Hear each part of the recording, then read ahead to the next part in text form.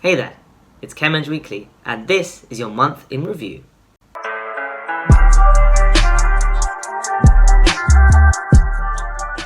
Welcome to episode 1 of the monthly review series. This is a series that does exactly what it says in the box. It gives you a short, bite-sized video explaining and exploring the biggest news stories from the month in chemical engineering. This month, we'll be looking at July 2021. The news we will explore in this monthly review covers the end of coal power.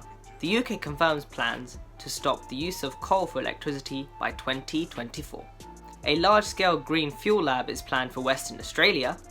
Total Energies and Veolia partner up to accelerate biofuels production. A pilot project develops ways to recycle single-use face masks. And Rio Tinto studies the use of hydrogen to make more sustainable alumina. All that and more coming up in today's video.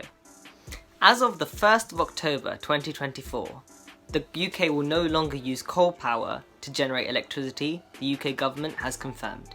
Currently having 3 coal power plants in the UK, the government has outlined its plans and progress for a greener, cleaner future by eliminating the use of coal power from 2024 onwards, although it has not outlined whether this will extend into coking coal, which there are plans for development in Cumbria. Coking coal is used for steel production, and although the West Cumbria coking plant is set to create 500 jobs, they have been warned that these jobs will not be long-term nor sustainable, and a move to offshore would be suitable for these workers. As of right now, Britain imports most of its coal from the US for coking purposes within steel production, but coal used for energy has dropped significantly from 40% in 2012 to 1.8% in 2020, showing the need to phase out the coal plants in the UK. Speaking ahead of the COP26 conference in November in Glasgow, Alok Sharma outlined how this was a significant step towards providing a greener future for the British power industry, and hopes that it sends a good message to the rest of the world in terms of its responsibility in reducing climate change.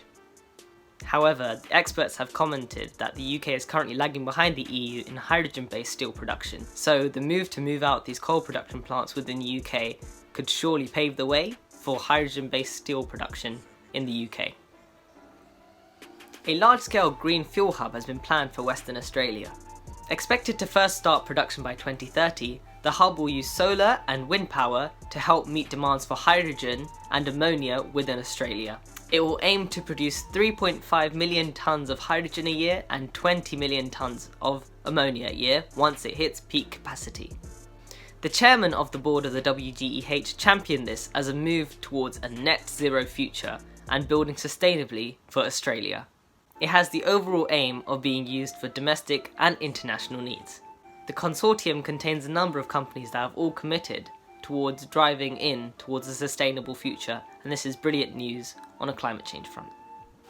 Water sector experts Veolia and biorefinery giants Total Energies have teamed up in the bid to accelerate the production of biofuels by using carbon dioxide with the cultivation of microalgae.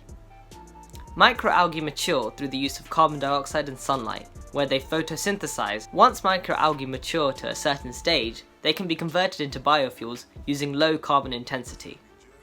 The technical and scientific director at Veolia hailed this as promising alternative energy that will help protect the planet. The chief technology officer at Total Energies expects that this venture will help them to produce carbon neutrality by 2050, and in doing so, this partnership will pay dividends to both companies. A collaboration between Procter & Gamble, Umsich and Savage has revealed that they have found a way to recycle used face masks. The pilot project used employees at Procter & Gamble and got them to dispose of their face masks in a special bin that were collected in their Germany sites and then taken off to be processed.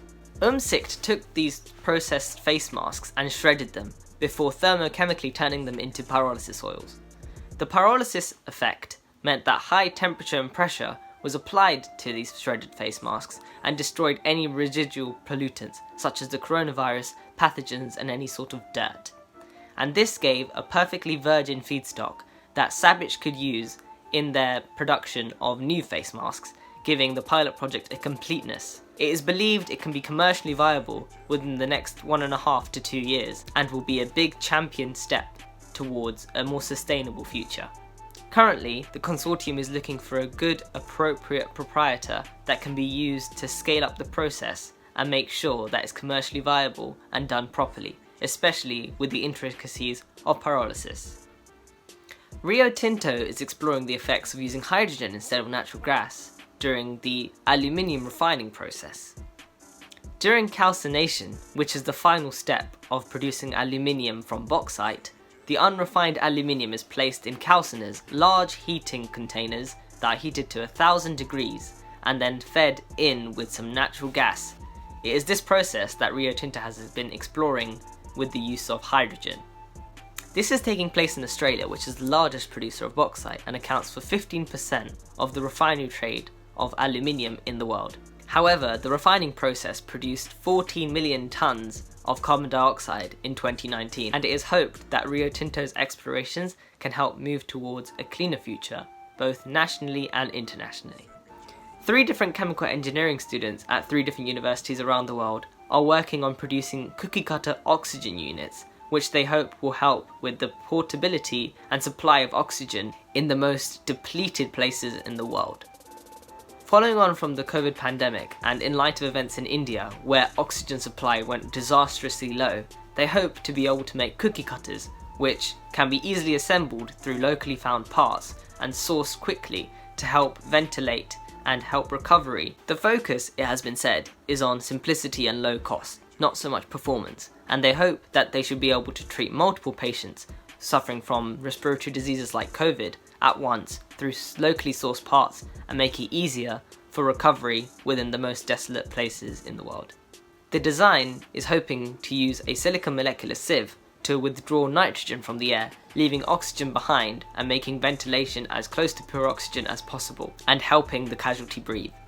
It is an inexpensive process and therefore is anticipated it should become widely available once the project gets off its feet.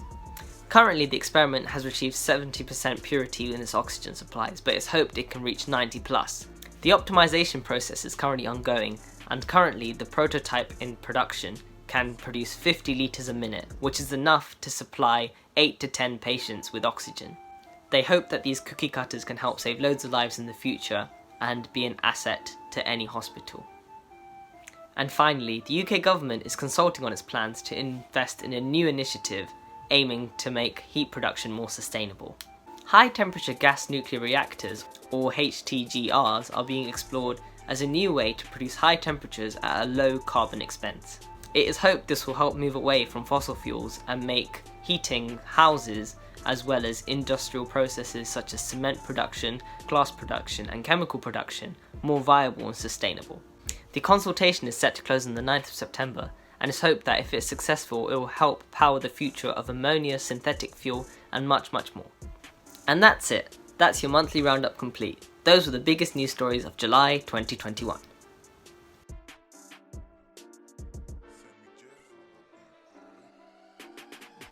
Thank you for watching the video. Be sure to like it if you enjoyed it and leave your comments and suggestions down in the comment section below. Don't forget to follow us on our social media channels, and if you click here or here, you can watch another one of our videos. Click up here to subscribe, and thank you very much.